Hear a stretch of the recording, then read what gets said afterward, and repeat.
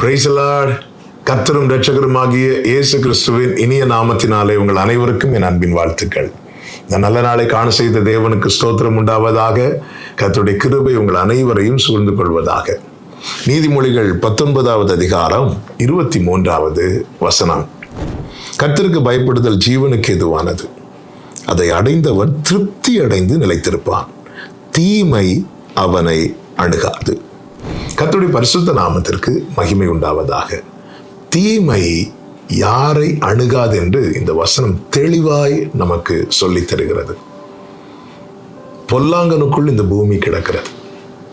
எவனை விழுங்கலாமோ என்று வகை தேடி கர்ச்சிக்கிற சிங்கம் போல பிசாசானவன் சுற்றி திரிந்து கொண்டிருக்கிறான் என்று வேதம் நமக்கு காண்பித்து தருகிறது.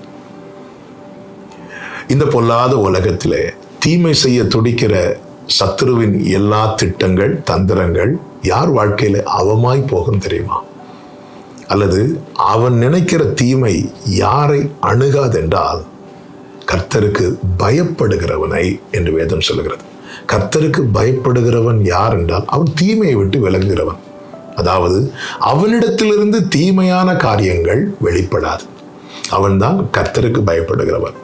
கர்த்தருக்கு பயப்படுகிறவனிடத்திலிருந்து தீமையான காரியம் வெளிப்படாது. காரணம், தீமையை விட்டு விலகுவதே கர்த்தருக்கு பயப்படுகிற பயம் என்று வேதம் நமக்கு சொல்லுகிறது. உண்மையிலே நான் கர்த்தருக்கு பயப்படுகிறேன்னா நான் இன்னொருத்தங்களுக்கு தீமை செய்ய மாட்டேன். இன்னொருத்தங்களை குறித்து தீமையான காரியத்தை நினைக்க மாட்டேன். தீமையான காரியத்தை பிணைக்க மாட்டேன். தீமையான காரியத்தை பேச மாட்டேன். கர்த்தருக்கு பிரியமில்லாத தீமையான காரியங்களுக்கு நான் என்னை உட்படுத்த மாட்டேன். அதுதான் உண்மையிலே கர்த்தருக்கு பயப்படுகிற வாழ்க்கை. கர்த்தருக்கு பயப்படுகிறவன் தீமையை விட்டு விலகுவான். தீமையை விட்டு விலகுவதே கர்த்தருக்கு பயப்படுகிற பயம். அப்படி அவனிடத்தில் தீமை காணப்படாது இருக்கும் போது தீமை அவனை அணுக கர்த்தர் அனுமதிக்கவே மாட்டார். அப்படியே தீமையான காரியம் நடந்தாலும் அதை எல்லாமே கர்த்தர் நன்மையாக தான் மாற்றுவார். யோசேப்பின் வாழ்க்கையில பார்த்தீர்களா? போத்திபாரின் மனைவி பாவம் செய்ய தூண்டின போது அவன் கர்த்தருக்கு பயந்து விலகுகிறான். சகோதரர்கள் திரும்ப வருகிறார்கள். சகோதரர்களை அவன் பழி வாங்கி இருக்கலாம். ஆனால் யோசேப்பு சொல்ல வார்த்தை, நான் கர்த்தருக்கு பயப்படுகிறவன். எனவே தீமையான காரியத்தை அவன் வெளிப்படுத்தவில்லை, அவன் செய்யவில்லை. அவன் வாழ்க்கையில தீமையான காரியம் பலர் செய்தார்கள். ஆனால் கர்த்தர் அதை எல்லாவற்றையும் நன்மையாய் மாற்றி இங்கே சொல்லப்பட்டிருக்கிறது. கர்த்தருக்கு பயப்படுதல் ஜீவனுக்கு ஏதுவானது. அவன் வாழ்ந்தது மட்டுமல்ல, அவன் குடும்பம் வாழ்ந்தது. அநேகர் அவனால் வாழ்ந்தார்கள்.